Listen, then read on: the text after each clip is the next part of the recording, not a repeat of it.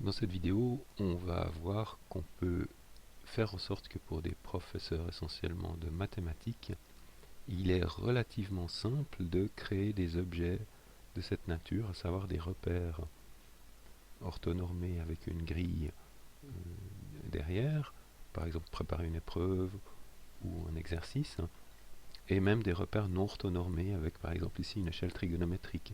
Tout ceci en ne restant qu'à l'intérieur d'un logiciel de traitement de texte et en travaillant avec des objets qui sont des objets graphiques du traitement de texte qui ne sont pas des images, c'est-à-dire des objets qui sont modifiables. Par exemple ici, ce repère, si finalement je trouve que le X est mal aligné ici, je peux sélectionner l'objet, clic droit, groupe sur l'objet.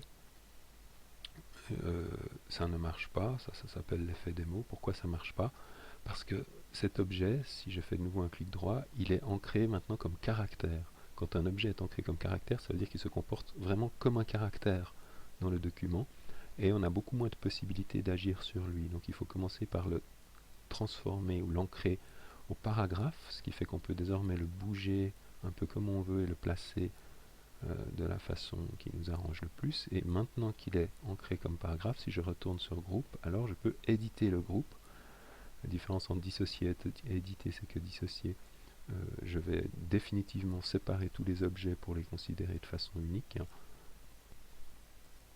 Alors que si je fais éditer le groupe, je ne fais qu'une modification temporaire. Donc éditer le groupe, ça me permet d'attraper seulement un objet, je le fais glisser, je le mets là où ça m'intéresse, le Y, même chose, et j'obtiens un objet qui n'est pas une image, qui est vraiment modifiable à ma guise. C'est l'intérêt de rester dans un même environnement, en l'occurrence ici la suite bureautique OpenOffice. Alors OpenOffice en réalité fait beaucoup de choses, permet d'écrire des formules, on le verra un peu plus tard, mais ce qui est intéressant c'est d'ajouter à OpenOffice ce qu'on appelle une extension qui s'appelle DMAT, qu'on trouve sur internet, c'est très facile de l'installer, et DMAT ajoute à la fois la possibilité de créer des formules, des vecteurs, des limites, des intégrales, des fractions, des tableaux de signes, tout ce que vous voulez.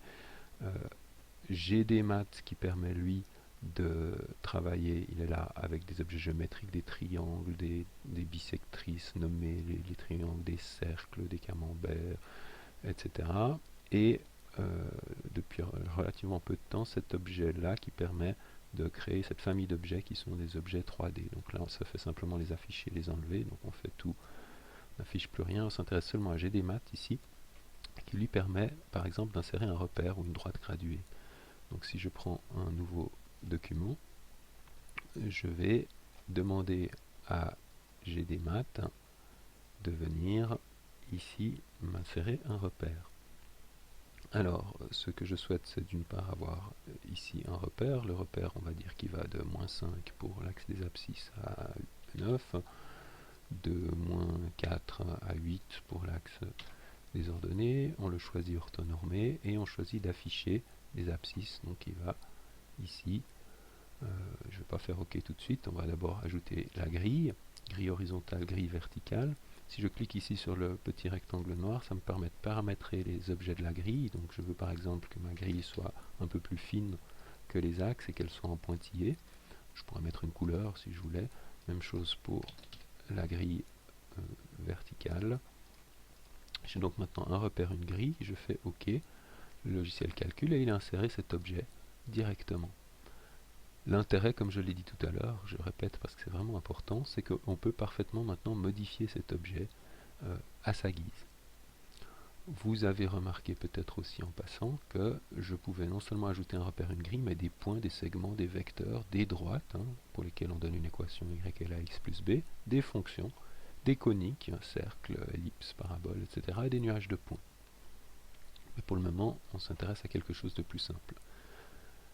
La deuxième demande, c'était de faire la même chose, mais de façon non orthonormée, puis avec une unité dans l'axe des x qui se mesure plutôt en radians. Alors l'exercice est un peu plus subtil.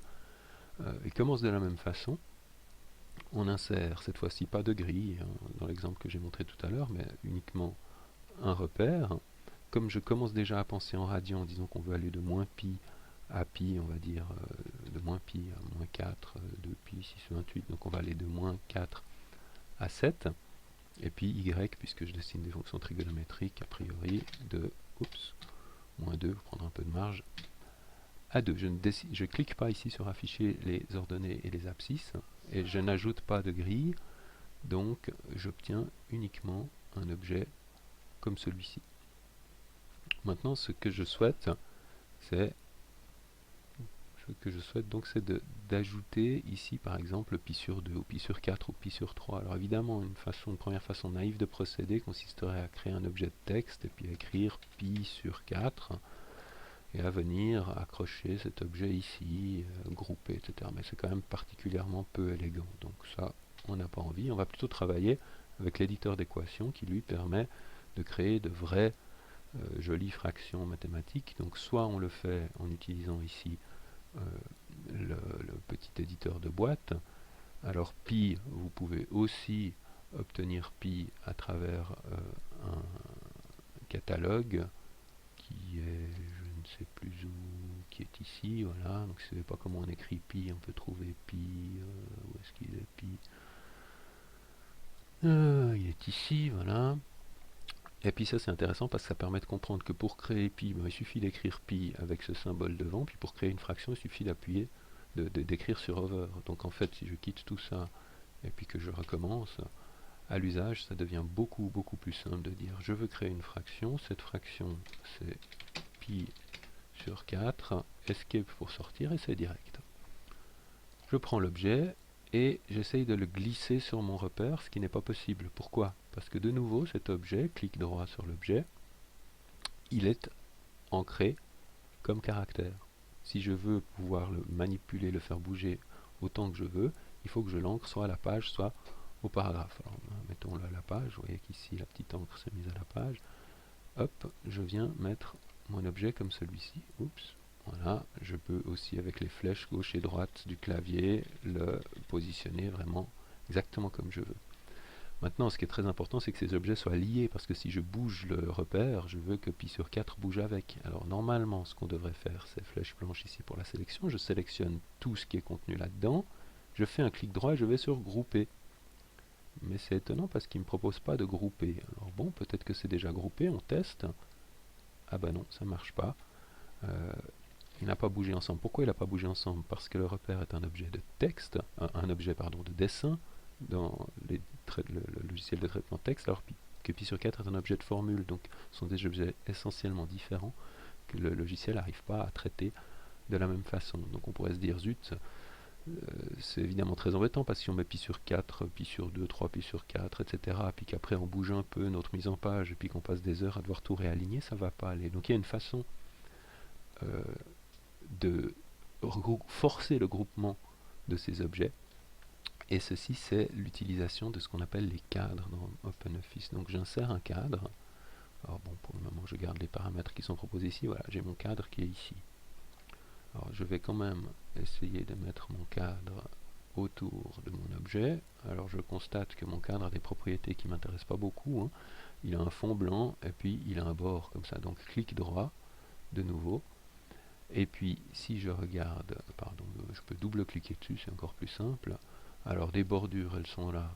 Je veux aucune, c'est là, aucune bordure, et arrière-plan sans remplissage. Voilà, mon cadre est ici.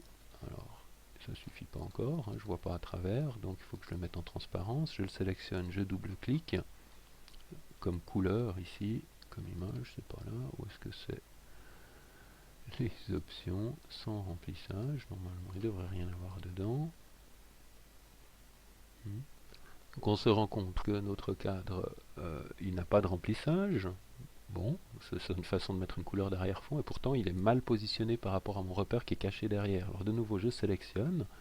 Cette fois-ci je ne fais pas un double-clic, hein. Le double-clic amène un certain nombre d'informations, et le clic droit en amène d'autres. Ce n'est pas toujours les mêmes. Donc je fais un clic droit, et je me rends compte qu'ici j'ai un menu disposition. Disposition, c'est ce qui me permet de dire que le cadre ne doit pas être par-dessus le repère qui est derrière, mais par-dessous. Donc je vais envoyer tout à l'arrière, et du coup je récupère bien ce qui m'intéresse. Bon, alors à quoi sert ce cadre?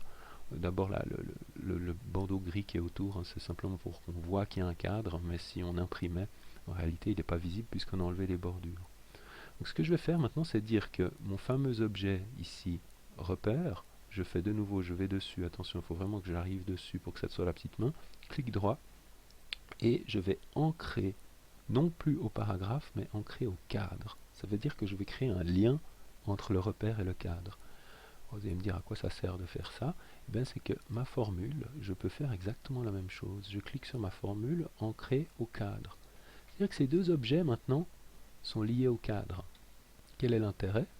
Si je sélectionne le cadre et que je bouge le cadre, regardez ce qui se passe. Les objets sont liés et bougent ensemble.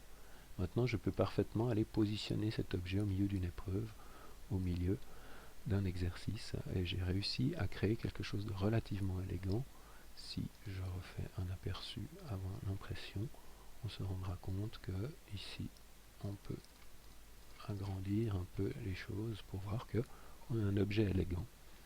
Quel est l'intérêt? Toujours le même, c'est que cet objet est un objet OpenOffice totalement modifiable. Donc je peux de nouveau entrer dans le groupe, éditer le groupe ici si je veux. Si je voulais que mon X ici soit ailleurs, je peux le faire. Si je veux que mon Y soit ailleurs, je peux le faire, etc. Je peux prendre mon pi sur 4, je peux le copier et le coller. On n'a pas l'impression qu'il est collé parce qu'ils sont l'un sur l'autre. Hop, je décale, je double-clique et je mets maintenant 2 fois pi sur 4, ça doit faire pi sur 2. Voilà, je peux continuer comme ça. Cet objet, je vérifie. Ancrage, il est bien ancré au cadre. Si je sélectionne le cadre et que je bouge tout, j'ai mon repère. Évidemment que ce type de graphe, une fois que vous l'avez fait, ce qui est intéressant, c'est de l'enregistrer sous, par exemple, mes graphiques, mes repères. Vous faites un petit document spécifique dans lequel vous avez 2, 3, 4 repères standards que vous utilisez tout le temps, et après en copier-coller, vous les réintégrez dans toutes les épreuves que vous souhaitez. Voilà.